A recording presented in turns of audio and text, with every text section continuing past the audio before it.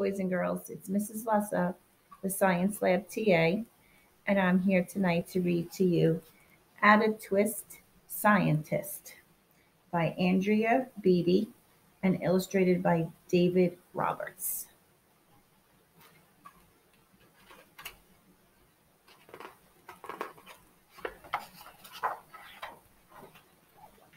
Anna Maria, said not a word till the day she turned 3. She bounced in her crib and looked all around, observing the world but not making a sound. She learned how to climb and made her big break with a trail of chaos left in her wake. She ran through the day, chasing each sound and sight, and didn't slow down till she conked out at night.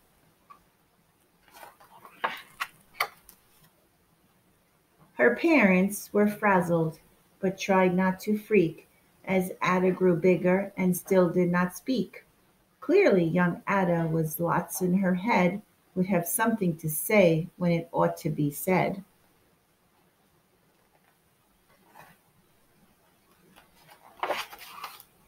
That's just what happened when Ada turned 3. She tore through the house on a fact-finding spree and climbed up the clock just as high as she could. Her parents yelled, "Stop!" as all good parents would. Ada's chin quivered, but she did not cry. She took a deep breath and simply asked, "Why? Why does it tick? And why does it tock? Why don't we call it a grandmother clock? Why are there pointy things stuck to a rose? Why are there hairs up inside of your nose?" She started with why and then what, how, and when. By bedtime she came back to why once again.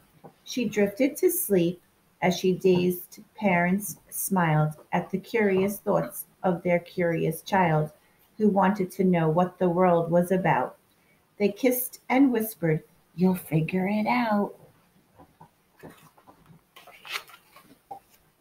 Her parents kept up with their high-flying kid, whose questions and chaos both grew as she did.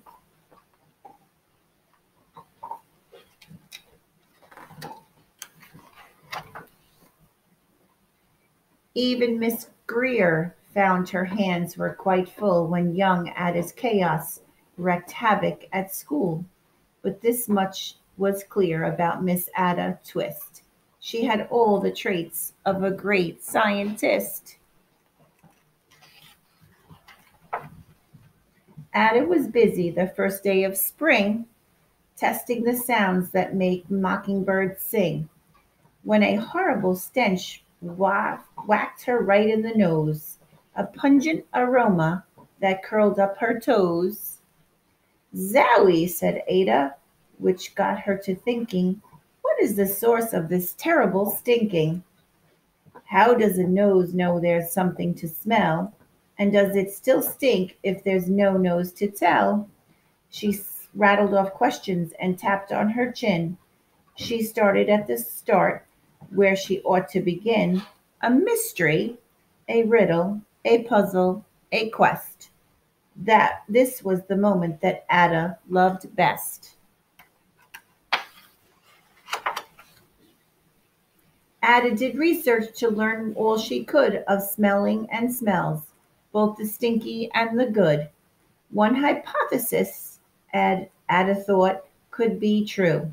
The terrible stink came from Dad's cabbage stew. She tested and tested, but soon Ada knew it was time to come up with a hypothesis too. Then, zowie! That stink stunk again, just like that. Hypothesis two, it's caused by the cat. The cat could make such a stink on its own. It needed perfume and some fancy cologne. So young Ada tested. The test was a flop. She started again, but her parents yelled, "Stop!" Ada Maria, to the thinking chair now. By the time we could count 3, Enough, said her mother. That's it, said her dad. Her parents were frustrated, frazzled, and mad. Why? Ada questioned. Her mother said no. What? Ada queried. Her father said go. You've ruined our supper. You've made the cat stink. Enough with your questions. Now sit there and think. She looked at her parents. Her heart turned to goo. Poor Ada Twist didn't know what to do. She sat all alone by herself in the hall, and Ada once more could say nothing at all. And as Ada sat, and she sat, and she sat, and she thought about science and Stu and the cat, and how her experiments made such a big mess. Does it have to be so? Is that part of success? As messes a problem? And while she was thinking, what was the source of that terrible stinking? Anna Maria did what scientists do. She asked a small question and then she asked two. And each of those led her to three questions more. And some of those questions resulted in four. As Ada got up, thinking she really dug in, she scribbled her questions and tapped on her chin. She started at why and went what, how, and where. And at the end of the hall, she reached why once again. Her parents calmed down and they came back to talk. They looked at the hallway and just how to gawk. No patch of bare paint could be seen on the wall. The thinking chair now was the great thinking hall. They watched their young daughter and sighed as they did. What would they do with this curious kid who wanted to know what the world was about? They smiled and whispered, "We'll figure it out." And that's what they did, because that's what you do when your kid has a passion and a heart that is true. They remade their world. Now they're all in the act of helping young Ada sort fiction from fact. She asks a lot of questions. How can she resist? It's all in the heart of a young scientist. And as far as that smell, what could Ada Twist do but learn all she can from her friends in grade 2? Will they discover that stink that curls toes?